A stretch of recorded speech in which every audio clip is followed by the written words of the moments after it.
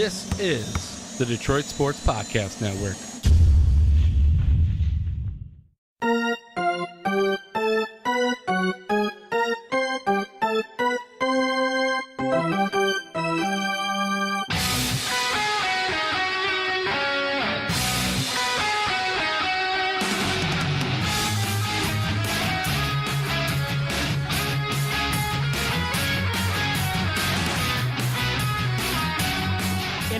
Welcome in to episode number 27 of Tigers Talk with Chirco and Company.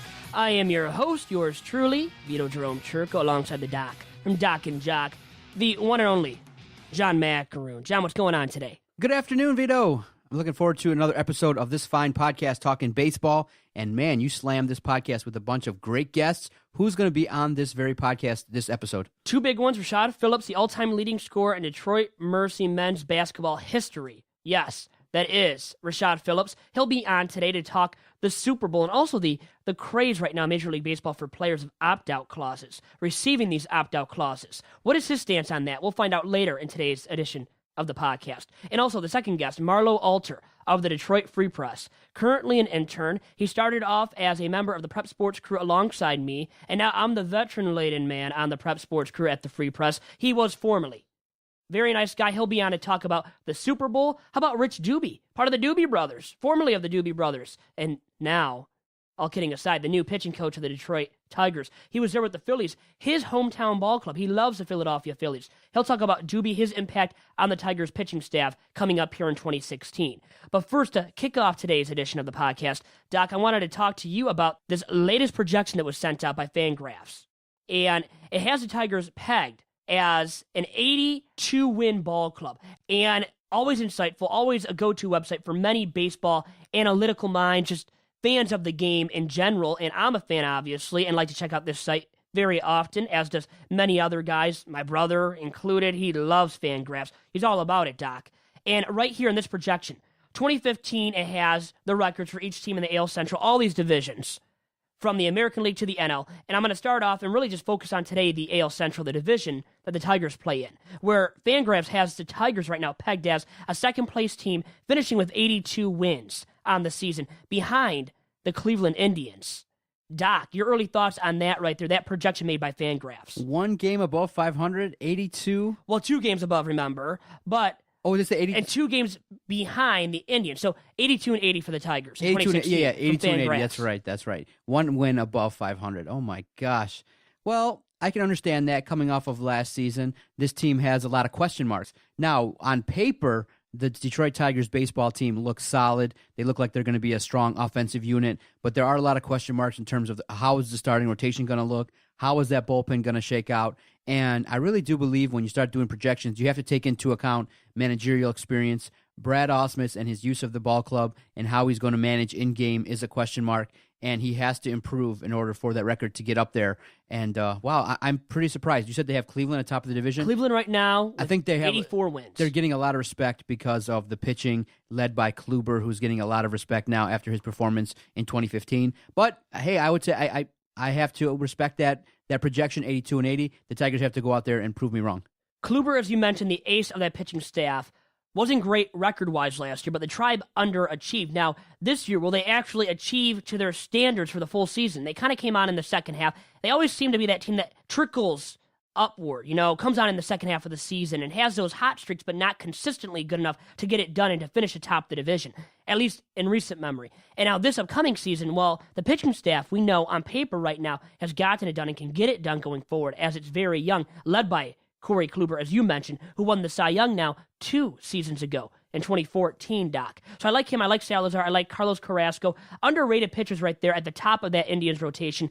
And then you have a guy like Trevor Bauer, who our man, now the Tigers broadcast booth on Fox Sports Detroit, who we're going to talk about on today's pod, Kirk Gibson, he managed there in Arizona for a little bit, got him booted out of town because he wasn't gritty enough. Well, now he's one of the top starting pitchers for his age, in his 20s, and one of those starting staff members in the Indians rotation. So that's 4 deep, at least right there. And really, they're good 1 through 5, and the best rotation perhaps in all of baseball, and for sure in the AL Central.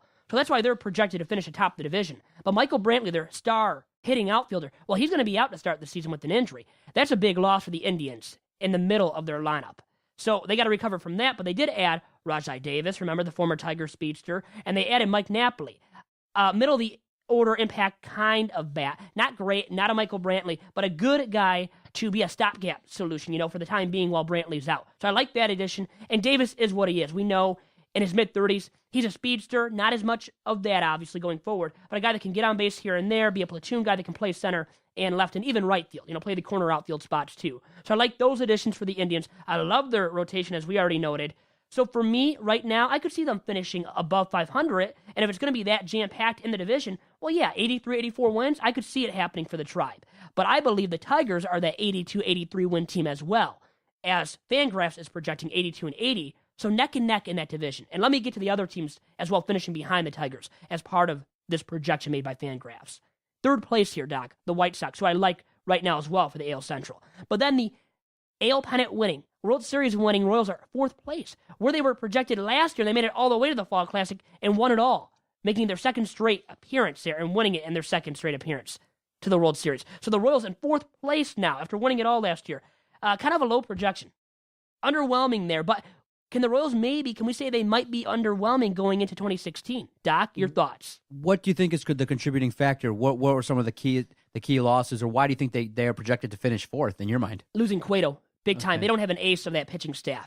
I mean, you have Ventura, who's good. He's not an ace, so flamethrower, young guy. He's still trying to learn the art or craft of pitching. I think he's more like a number 2, really good number 3. But as an ace, as he's expected now to be producing for the Royals going forward, into 2016 and into the future, for me, I don't like him as that ace, and I think people are taking that into account, and Fangraphs has here with their projection for the Royals. And right now, slotted to finish 79 and 83. But remember, at 79 and 83, that's still only how many games behind the Indians for first place? Indians 84 and 78, so you do the math here, and that would be 4 games. 5 games. 4 or 5 games. 5 games back of the first place team in the AL Central. So really, there's not that much gap. So they could make up that room, improve upon what they're projected to be right now if they made some additions. And, adding Ian Kennedy, they brought back Alex Gordon. Lorenzo Cain might take a further step. Salvador Perez, Moustakas, Hosmer. But they got to get it done again in the near future here. Their window is closing, but at least they won. So talk of their window closing really isn't important to them, right? Yeah, I'm really surprised at that projection. I mean, I understand that a manager like Ned Yost is criticized because statistically and in terms of using advanced analytics, some of the moves that he makes aren't standard, and in the long run, they project to be losing moves. But dude has a ring, and he took the team to 2 straight World Series. Obviously, that first one was very disappointing, and that was used as a catalyst to propel them to that great World Series victory. But I'm always of the opinion, until the Kansas City Royals show you something that they're not going to be atop the division, they're the team to beat. And just like the Tigers were when they were winning their string of 4 straight AL Central Division titles, people would say, well, there's constant moves, they're doing this and that. But until they were knocked off, then they were the team to beat. And so the same thing with Kansas City. I like Cleveland in their rotation. You have question marks with the White Sox in Minnesota, but I'm not the one to disrespect the Royals because they play tough series, they play fundamental baseball, and sometimes some clubs may not show on paper the talent that they have. But a team like Kansas City is one of those teams where they're going to show up and play good baseball under Ned Yost, game in, game out. And the Royals have gotten it done with this same formula before, having the lack of a bona fide ace at the top of the rotation. They've won before with this kind of rotation, going into last season with Ventura as their ace, Daniel Duffy there contributing. And they're bringing both of them back, plus Chris Young, and they added Ian Kennedy, an innings eater, who is a guy that's going to probably record a 4+ ERA and fielding independent pitching mark. But still, that's a good 1 through 4 without an ace. But they've missed the ace before and have won AL pennants 2 straight years. So for me, you have to be dethroned. Like you said, the Royals have to be dethroned before we can say, oh, they're done and they're not going to compete in 2016. But remember, this projection is not saying they're not going to compete. They're still, like I said, 5 games back of the first-place team projected to finish in first in the Cleveland Indians, led by a better manager in Terry Francona, which maybe helps out with the projections and puts them ahead of the Tigers and White Sox as well, with some younger, underachieving, or inexperienced skippers, especially inexperienced in Brad Ausmus for the Tigers, and Robin Ventura, a very young guy, probably shouldn't be managing and shouldn't have gotten the job when he did. And I think we can all agree he kind of cost the White Sox that division going back now to 2011. But disregard all that. I wanted to also bring up, now this is still in relation to the division projection by Fangraphs, but the run differential last year. This is how much they're projecting that to improve for the Tigers in 2016. In 2015, -114. This year, they're projecting their run differential to be a +7. That'd be a huge improvement. And that's why to go from where they were last year to where they project to be this year, it is going to be a big change, a big improvement. And maybe a bigger improvement is too much to ask for because of that run differential and how it has to be improved upon. The run differential stat that you're telling me about means that opponents last year scored 114 more runs. The Tigers by that much of a margin. Whoa. While the pitching, remember, was so dismal. Wow. That's where it comes down. When you see numbers like that, that's a really good stat, and that really hits home as to how bad the pitching and how it shaked out. Because wow, the Tigers gave up 114 more runs, and then this year they're expected to outscore their opponents by 6. That is a big swing. That's a good time swing. And the thing is, can it be a larger swing? It has to be if they want to win the division, which I don't think anybody is going to right now put money on the fact that, it's going to be that big of a swing where they can win the division. Now, people think they're contenders, maybe even one of the favorites with the Indians and White Sox, who are, by the way, projected to finish 500, the White Sox. They could be a little bit better than that. But these are always underwhelming, not optimistic, more pessimistic projections. So a team like the Indians, Tigers, and White Sox, I project all these clubs to win at least 83 games. I'm going to say that right now here on the podcast. And the Royals, they won, like we said, they won the World Series last year. So getting to 82, 83 wins could very well happen for the Royals as well. So Big Vito is not a big fan of the exact projections, but you kind of understand why Fangraphs is looking at the numbers that way. And this division, where would you rank it in terms of, in the American League compared to the East and the West? I think that when you really look at it competitively, the AL Central might be the worst division in the American League. Or the best. If you look at it as, it's so competitive, that's why the records are downtrodden, are watered down because of that fact that it's so widespread, the competitiveness. The parity is so widespread. 1 through 5 in the Tigers division in the AL Central, it is so good that's why you're going to see teams battle it out and only win 82, 83, 84, 85 games. Now, in the American League East, I'll give you this much. The Red Sox are much improved. And I've read, based on WAR, they're taking a leap forward with WAR, with that stat specifically. And the Tigers are right there, by the way, in terms of most improved teams based on WAR, wins above replacement as well. So I like what the Bo Sox did. The Yankees didn't spend any money.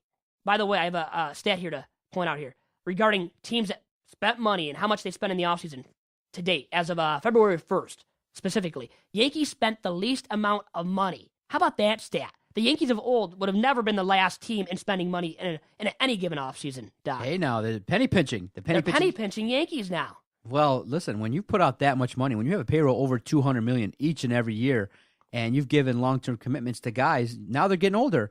I mean, look at CC Sabathia, who had some personal problems. Look at, remind me, the first baseman who's always injured. Teixeira. Tex got hurt again last year, was having a really good season until he got hurt. And you know what? They got a big injury here. A-Rod's making a ton of money. You got a lot of guys who are a little bit older, and they're not on the field. And then I think I heard a report today that one of their pitchers, I believe, is hurt, and he's going to have significant issues. It's their first baseman. Oh, first baseman. Young, up-and-coming guy who took the place of Teixeira and performed very aptly in his absence. Gregory Bird. Mm-hmm. The Birdman.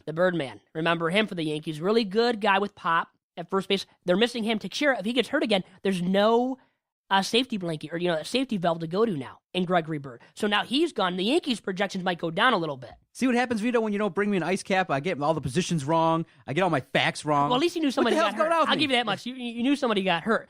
And Teixeira's always been injury-prone. A-Rod, do we really trust an A-Rod going forward? Those guys, those aging vets. And CC Sabathia, as you mentioned, alcohol problems. And he's been washed up for a little bit more than just last year, Yeah, too. Early on, Boston and Toronto are the class of that division. They are. Oh, my gosh. Toronto, they can mash. And if they're on a roll, if they, I know that, I know that they're coming off a disappointing playoff run, but they can mash on offense if they can bring it back, I know that they lost David Price, but still, if they can continue to be productive on the offensive front, add those key pieces, they can do some damage in the East. I know they're perennial, a team that disappoints you a lot, and when they get to the postseason, they don't advance too far. But one of these years, when you're led by Jose Bautista, you got to be those mashers, yeah. You think that they could be poised for a breakthrough. They're lacking that ace, though, now. So we'll see how they recover from the loss of David Price, who was crucial for the Jays down the stretch in getting that American League East division crown. And now he goes over to the Bo Sox, where I think they have a much improved rotation. And now Porcello does not have to be their ace. He struggled in that role last year for the Bo Sox big time. So under Dave D, they added David Price, they added Craig Kimbrell. So I like the Bo Sox. They'll win more than 81, 82 games, in my opinion, because they can hit, too, with Big Papi, Pablo Sandoval coming back. He should be better.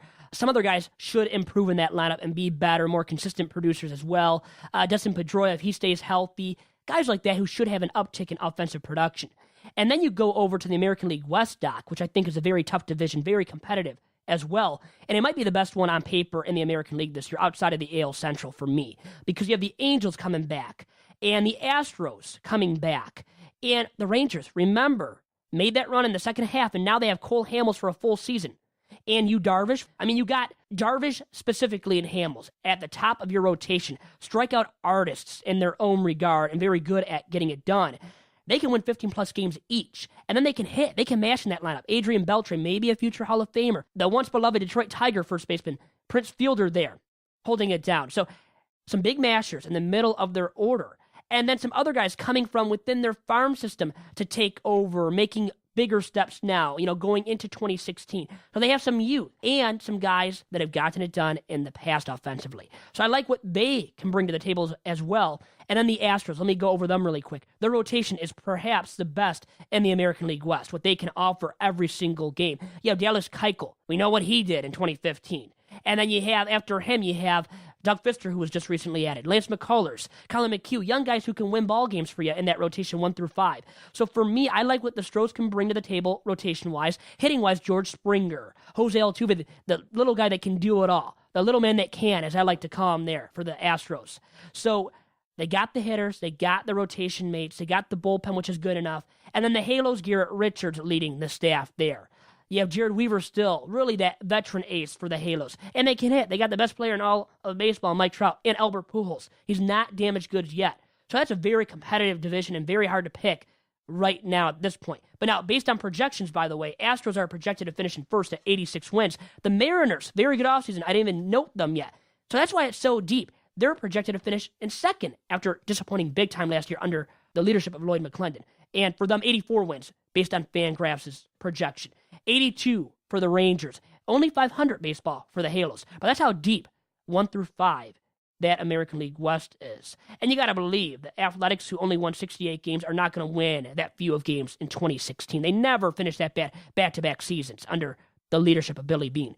So I think for them, projected right now to finish 79 and 83 for Fangraphs. I could see that. I could see maybe a little bit under that, so maybe a little bit too optimistic there. But I could see where every team in that division finishes with 75 to 78 wins. And I'm thinking, the Athletics finishing in that lower range, for win total at maybe 75. But everybody else, let's say 1 through 4 there, at least 81 like Fangraphs has projected. So that's why the American League West could be set as the hardest division in the American League. All right, Vito. Great opening segment. Very, very good look at projections from Fangraphs. You got a guest coming up next. Who's going to be on the line upcoming on this podcast? Rashad Phillips, the all-time leading scorer in Detroit Titans men's basketball history. He'll be on in just a few minutes after the commercial break here on Tigers Talk with Chirco and Company. Looking for team apparel for your high school, your club sports team, or corporation?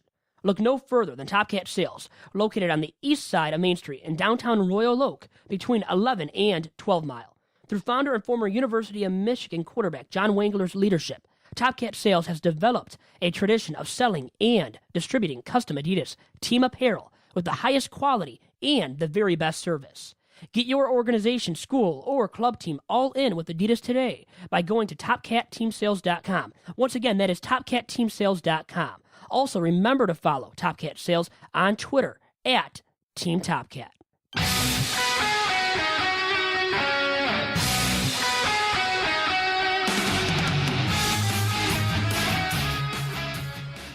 And now joining me on episode number 27 of Tigers Talk with Chirco and Company is the founder and owner of Skills Unlimited Training and also the all-time leading scorer in Detroit Titans men's basketball history, the one and only Rashad Phillips. Rashad, what's going on today? Not much, Vito. Thanks for having me, man. Missed you guys. It's been a long time, very long time, and too long, Rashad, at that.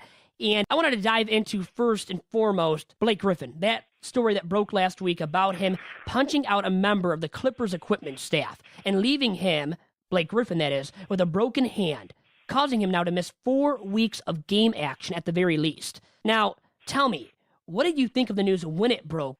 I thought it was very unfortunate, from a player like Blake Griffin, a guy who has traditionally hasn't gotten in any trouble off the court. It was just, Blake seems like an easygoing type of person, and with the endorsements and all the things that he has been doing and it's just a very unfortunate scenario to hear that. More for the kids that are watching, for the people that are sponsored by him and kids that look up to him. I just thought that wasn't a way to handle yourself. And we're all human at the end of the day.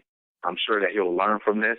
So personally, I think he'll come back more apologetic than what he done. But it hurts the Clippers as a team, obviously, because he's their best player. He's their ticket seller, and hopefully the Clippers can weather the storm until he comes back and make a strong playoff run. And now, I know we're all human. We all make mistakes because of that. But in your opinion, Rashad, is there ever a permissible reason for engaging in a physical altercation with the teammate or a support staff member, like Blake Griffin did? I've never been so wound up where I want to fight the equipment manager or anything like that. I don't know. I think that this story, there's more to the story than they're letting on to the public. There's something has to be more there to drive a guy to have a fight or punch his equipment manager. I think there's more to it. But we probably will never know the full story of that. So it's really hard to analyze when you don't have all the facts of what's going on, because I'm sure Blake Griffin has a story and the equipment manager has a story, and I'm pretty sure it's probably different from their views. And Rashad, we have all the facts about the latest craze of Major League Baseball regarding players receiving opt-outs within the first few years of their contracts. And most recently, Yoenis Cespedes of the New York Mets got one included in his new deal with the Mets in the first year of his new 3-year deal with the Metropolitans, while Justin Upton, who signed with the Tigers, also got one included in his multi-year deal with the Tigers that allows him to opt out after the second year of the contract. Now, let me ask you this as part of a segment that I'm going to label Smart or Dumb. Is this smart or dumb, what I just told you about, for players to take these opt-outs as part of their contracts? I think it's smart for the players. I think it's dumb for their team, because from a player standpoint, if I sign a 6-year deal with a team that I really don't want to go to, but the money I couldn't turn down, but I get a player option after 2 years, then I will take those odds. From an organization standpoint, I think it's bad, because now you're kind of at mercy of that player until they fulfill that 2-year or 3-year option. So I think it's more in the player's favor to have that player option instead of the team option, because you're basically controlling your own destiny. Rashad, some smart or dumb NFL topics now, and the biggest one for the Detroit Lions is the retirement now, or alleged retirement news for Calvin Johnson. And let me ask you then, smart or dumb for Calvin to retire after his age 30 season and what was his 9th season in the not-for-long league, that is the NFL? I would have to say smart from a standpoint of me being a parent. I'm looking at it more outside of a football standpoint. So I would say it was smart because you have to protect yourself. You have to protect your body. You have to protect your mind.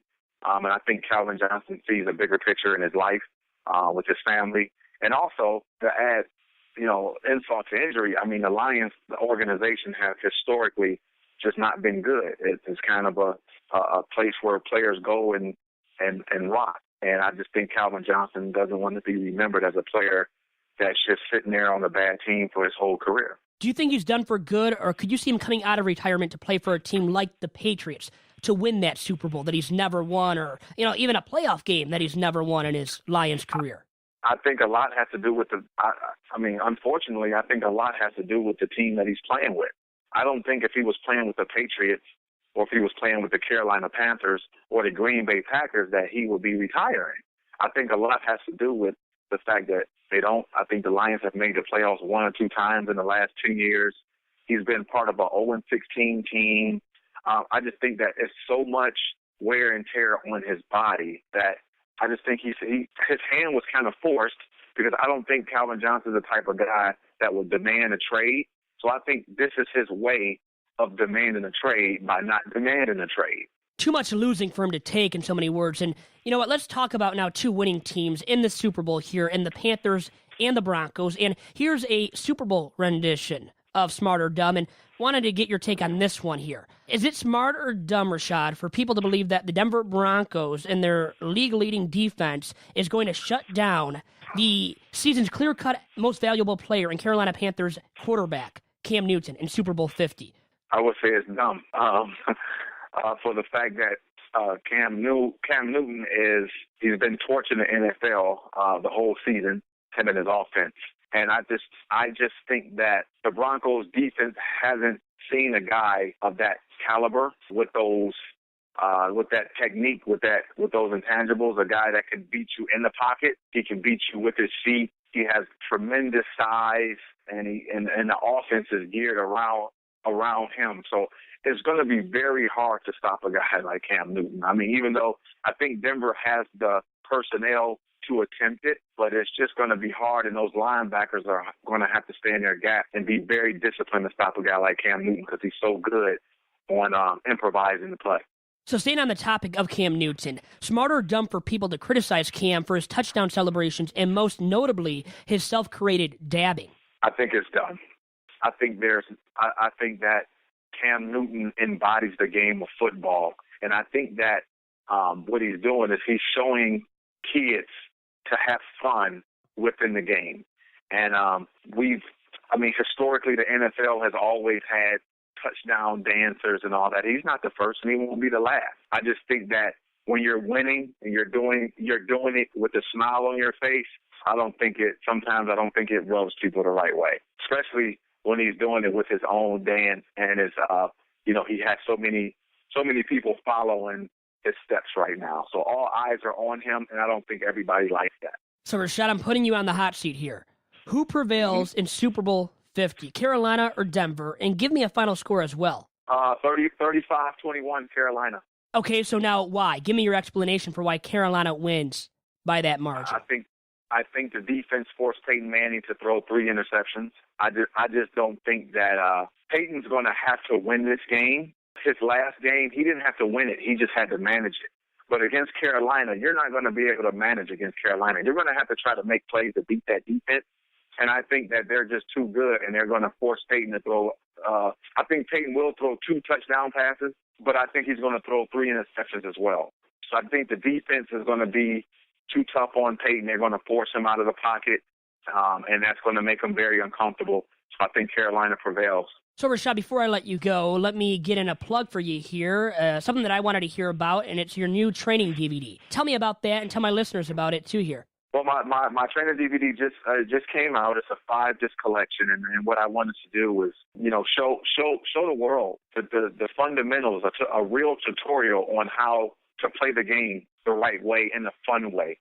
I think I get a lot of questions about my success as a basketball player. How did I accomplish the things that I did? Well, this basketball training DVD that we have is something that will give you the blueprint to chasing your own dreams. So it's more of a inspirational training tutorial, and we're very excited for the launch of it. We've had a lot of pre-orders, and I think it's something that the basketball world needs to see. You go to these stores, you go to Target, you go to Walmart, you go to Sports Authority, you go to Dunham's, you go to all these sports stores, and you go into the basketball section of these stores, and they sell basketballs. They sell basketball rims. They sell referee whistles and basketball attire. But what's missing? The basketball tutorial. So I think that our training DVD fills a void, and the world has been missing that for quite some time, and we're excited to present it to everyone. And then how can we order it too, Rashad? You can order it on my website, rpskillsunlimited.com, and shipping will take place within the 3 days of your purchase. So right now we are in talks with Best Buy, QVC, and Sports Authority as of now. So eventually this will be on the shelf in stores near you. So you can stay tuned and follow that on my website as well. Well, Rashad, great stuff as usual from you. Always fun talking to you. So we'll do it again soon. All right? Absolutely. I'm excited. Can't wait till next time. All right, man. Have a good one and talk to you soon. Thank you. And back on Tigers Talk with Chirco and Company after that great segment with Mr. Rashad Phillips, the all-time leading scorer in Detroit Titans basketball history, not just women's or men's, and he played men's basketball, obviously, but in the entirety of the basketball program at the University of Detroit Mercy. So when it was the University of Detroit, still more points than everybody else that played in U of D, UDM basketball history, Doc. Something to be said about a guy that has those kind of numbers, huh? Yeah, and what's interesting is he's one to give back, and he wants to help people achieve their skills. And that DVD should be something I definitely want to check out and see how, what he presents as ways to improve your skills in basketball and beyond. And he's a good interview. And again, everyone's jumping on the bandwagon with Carolina. A lot of Carolina lovers, huh? I'm telling you, I'm thinking it's going to be, if you're going to bet, take Denver in the points, because I think that there's a psychological factor with the Peyton Manning's retirement. They're going to want to play extra hard to get him out of there on a high note. And when you have a defense like that, if they play well, they can do some things to Cam. So that's just my opinion. And I'm still formulating it, doing some more research. But you got to release it on Doc and Jock. You can't release it here on Tigers Talk. Now, I can, but I kind of like where you're coming from. I like where people are coming from regarding the Panthers, too. Remember, Cam Newton, the MVP, clear-cut most valuable player, as we noted, Rashad and I during our segment. And I know Marlowe Alter and I will also talk about it on today's edition of the pod. So for me, that defense, too, the linebackers, is so good. They're so deep defensively to where I could see, actually, the Panthers blowing out the Broncos, too. And it could be very similar to the type of Super Bowl that was played a few years back when the Broncos made it against the Seahawks. And they were killed by that vaunted Seahawks defense. So it could happen again, I think, this year in Super Bowl 50, and a monumental one to be played against two great quarterbacks. One that's part of the changing of the guard, right? The new guard in football among quarterbacks, and then the old guard, who is probably going out, right? I think he's going out either way, Doc, Peyton Manning. But if he wins, he better go out because he has nothing left in the tank. And he has to be a game manager now. For him to win this Super Bowl, his second Super Bowl, to match his brother for Super Bowl titles with 2, he's got to be a game manager more than he ever has before. In all these Super Bowls, the 3 previous and now the 4th one that he's playing in on Sunday in Super Bowl 50. Can he be that guy? That's now the test for him, huh? In Super Bowl 50, Doc. Where are you going to be watching the Super Bowl, and where does Big Vito go on Super Bowl Sunday? What does he like to do? Big Vito likes to live it up. Actually, not too much, because I'm going to be relaxing this Sunday. And in the past, I've had people over my house. I think this Sunday coming up for Super Bowl 50, kind of the same thing with some people, maybe a few individuals here and there, but nothing too big or lavish. I want to spend it with my best buds, really my one roommate for sure, maybe my other roommates too. So probably just us watching it in front of the big screen at home in Berkeley. And you know what? There's nothing wrong with that. I've got some other work to get done, but I will for sure be focused on the Super Bowl. Trust me, for those 3.5 hours that it does take, and sometimes even more. But I'm expecting a game that should be good, low scoring, but I think it could get out of hand too at the same time, Doc. And I'll say it gets out of hand if the Broncos just can't deal with that rush of the Panthers D, that vaunted Panthers D. So I could see the Panthers having the blowout in their favor. If it's going to be a blowout, the Panthers blow out the Broncos. But I see it being low scoring. And Doc, you can talk more about that on Doc and Jock, huh? You and Adam can tackle that topic big time, and I know you guys will. For sure. So, wanted to move on now to some more Tigers talk here, and stolen bases. And this new spring training stolen base instructor and base running instructor in Kirk Gibson. How about that man getting the nod here for spring training for the Tigers? The broadcaster, former Tigers baseball player, former hitting coach and bench coach of the Tigers under Alan Trammell back during those horrible years, 03, and it was a 3-year stint for him under Trammell. And now he's the base running instructor during spring training for a team that should be improved, Doc, on the bases, adding Justin Upton and Cameron Maben. Guys that if I pull up the stats here, with the stats, it'll tell you how much they will bring to the table base running wise, because they are much better than a lot of the Tigers and what they had, last year in terms of base running. Because Upton now, he was a plus 19, by the way, on the bases last season, and a plus 92 over his career in base running. Now that's according to sabermetrician founding father Bill James, who's helped out now the Bo Sox front office and whatnot. And then Maben was a plus 11 last year, also good on the base pass. So these guys will add a lot. And now Gibson helping them out, mentoring these other guys that could use the help, like Castellanos, McCann, Cabby, Vmart, guys that won't be doing a lot of base running, but could use that extra tutelage maybe, and, tip or two. So to steal your Gibson. phrase, smart move, dumb move. I'm going to say smart. Hey, for Gibby, yeah. Longtime Tigers legend. Played here, started in 79 with the Tigers. Came to Motown, back to Motown to finish out his Major League Baseball career. And did you like that segment, by the way, Smart or Dumb? I did. Was it kind of interesting? Very good. Big Vito, Smart or Dumb. Yeah. You got so that was one that I tabbed here for Rashad, and we'll use it again for other guests and for you. Maybe you and I just bantering, going back and forth as we normally do here on Tigers Talk. But wanted to get into some over-under, some big Vito-style over-under predictions here from yours truly, and also, Doc, you, about base running for the Tigers in 2016, and how many stolen bases for some of these names that were just miserable on the base paths, but also for a guy like Justin Upton and for Cameron Maben. And now, First, with the over-under, let's look at J-Up and what we think he will do on the base paths in 2016. And last year with the Padres, he stole 19 bases, as I thought, and he has stolen 21. Back, maybe, I don't think it was his heyday, but that was his highest stolen base total in his career.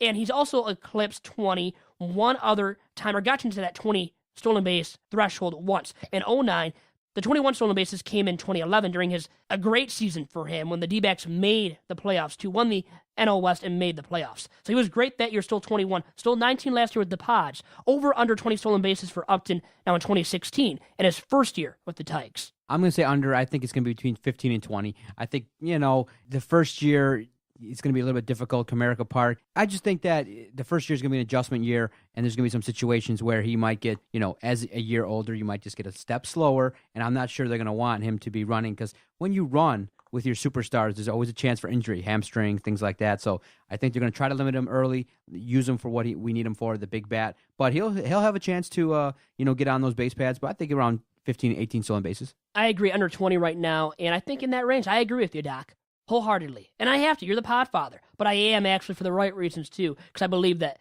it will happen for Upton, where he steals under 20 bases in 2016.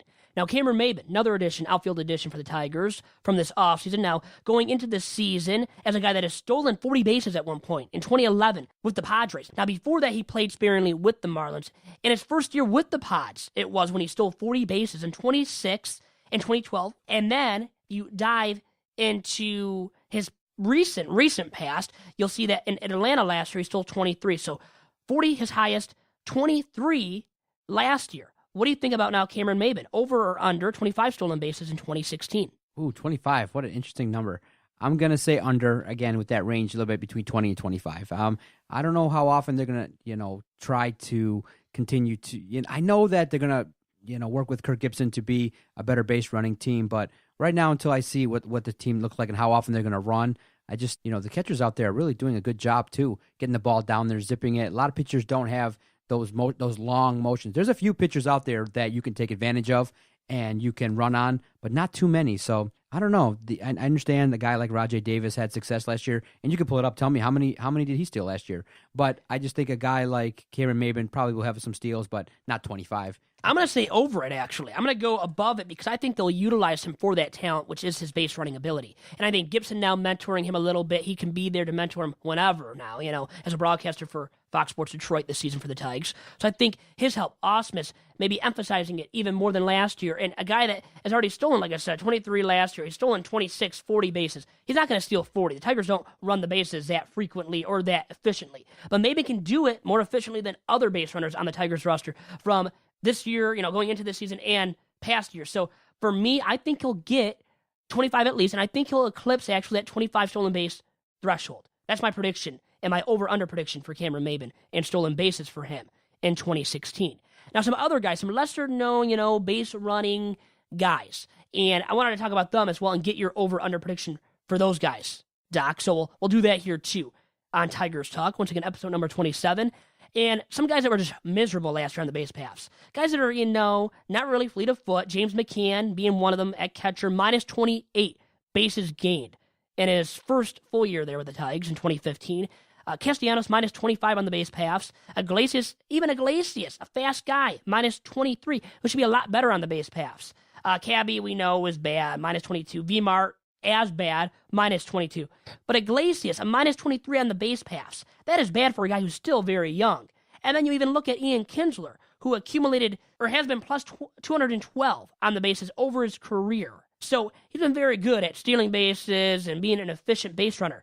But he was inexplicably picked off 8 times, so inexplicably bad last year, being picked off those 8 times. Nobody saw that coming.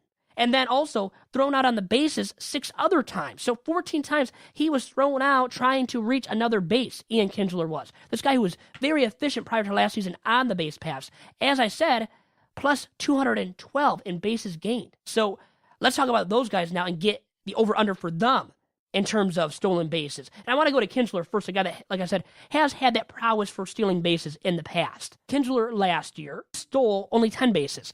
So lower than what he's done in the past. He's not going to get to 20 anymore. But let's set it at this, the over-under. Over-under 15 stolen bases for Ian Kinsler in 2016. Under 10 or less again this year. I agree that trend will continue, and he might even be under 10 this year. Now, Iglesias only stole 11, minus 20, minus 23, worse than Cabby and Beamar on the base pass. How is that possible? A guy that's so much younger, so much more fleet of foot, and can cover so much range at shortstop. Makes no sense. McCann's going to go into management and be like, okay, we want to send a guy, send Iglesias. Send him, man. Get him going, right? Mr. Pushy Pants that thinks he can push the catcher around. Push me around. You ain't pushing me around anymore. You're stealing some bases. And I think stealing more than 11 is going to happen. So let's set the over-under at 15 for Iglesias.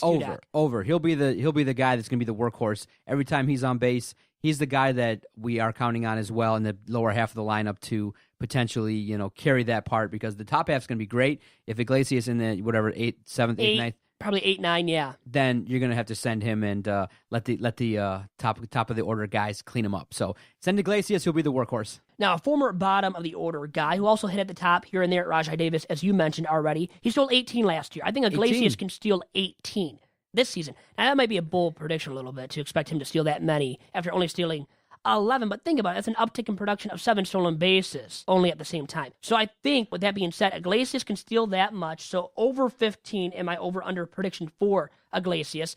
And Maben was better on the base pass last year than Davis, and he's younger, and I expect him to continue to be better on the base pass than Rashad Davis, and what he will bring, to the table for the Indians now going forward. Okay, so I'll run the table except for maybe Cameron Maben. I might be wrong on that one.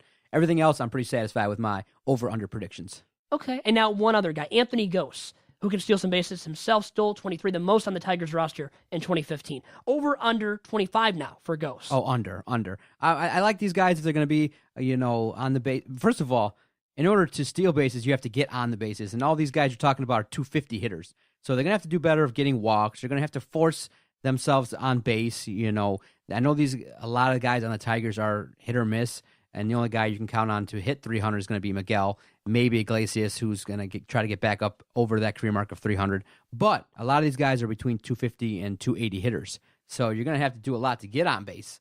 So with that said, I don't know about Gose. He struggled a lot last year, struck out a lot. So I'm going to go under. And also playing time is essential. If you're not getting playing time, you're not going to steal the number that you might want to steal or you think you can, which is 25 as the over-under, mark that we set here. Well, you know what? It might be under 25 because of the fact that, hey, Maben and Gose are platooning there in center field, going forward. So they might both steal under 25 because of that factor being taken into account, Doc. And with that, we'll take another commercial break here on Tigers Talk with Chirco and Company. And when I come back, I'll be joined by my man, a man from the Free Press, and that is Mr. Marlowe Alter. He'll be on with me in just a minute.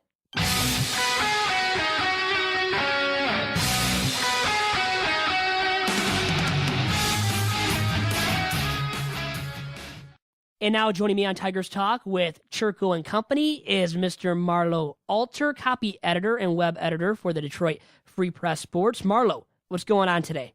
What's going on, Vito, my man? Glad to join your show. Well, I'm glad that you're on with me. And first and foremost, let's kick it off by talking about Rich Dubee, formerly of the Dubee brothers. Not really, but pitching coach now for the Detroit Tigers, and he spent some time with your Philadelphia Phillies. You're a fan of them. You saw him and his impact on the Phillies' rotation and pitching staff, and now him as a Tigers pitching coach.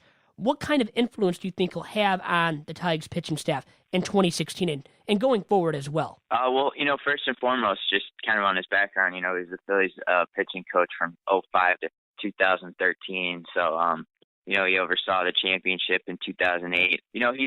He's worked with a bunch of different rotations. I mean, in Philadelphia, they had, in 2008 when they won the World Series, you look at their starting rotation, I mean, it was, bottom tier of the league. It was, Cole Hamels, and then it was, Kyle Kendrick, Jamie Moyer, who was like 55 or something, and Joe Blanton, and he turned them into a championship, team. They had a strong bullpen, but, Dubee definitely deserved some credit, in their early years before the Phillies got, Roy Halladay, Cliff Lee, and all those other guys. First and foremost, he brings a winning pedigree, and, he's not a rah-rah guy. He's not going to, say a lot of, big things. He's not going to, talk a lot to the media or whatnot, but, he gets the job done. And then, Cliff Lee, as you mentioned, he's the guy that came over later and, could do it all, ace caliber starting arm. Now, he's trying to make a comeback, it sounds like. What do you think about the validity of him staging a comeback at this point in his career? He only pitched in 13 games and 81 and a third innings in 2014, and then missed all of 2015 due to a left forearm strain. So with all that being said, do you really think he can make a comeback at this point? Yeah, no, like you said, I think his last start in the majors was July 31st, 2014. So, by the time the season starts, it'll almost be 2 full years. The one thing with Cliff Lee is, he's got the easy mechanics. He throws the ball with relative ease, and it never looks like he's putting a huge strain on his shoulder. So, maybe his easy mechanics can help him, bounce back from the injury. I love watching Cliff Lee. He's always running off the field. He pitches fast, great competitor, great guy in a clubhouse. So I would love to see him make a comeback. And, I assume he'll probably ask for a high salary. So, we'll see if Mike Ilitch wants to pony up the dough again. But, if he can make a comeback, kind of like what Roger Clemens did, second half of the year type of deal, I think there's a chance. Yeah, if he lowers that salary request, bring him to Motown to play for the Tigers, as you said. That'd be a great addition as a veteran presence for the second half, down the stretch of the season to get the Tigers over the hump maybe, but that's probably not realistic. So right. With that, all that being said, Marlowe, let's talk about what the Tigers have done this offseason in adding Justin Upton. Does he provide the Tigers with more of an upgrade than Cespedes would have? And then also, does the addition of J Up make the Tigers legitimate World Series title contenders? Everyone loves Cespedes here, and, obviously we know why he was huge last year. But, last year was kind of, it was a breakout year for Cespedes.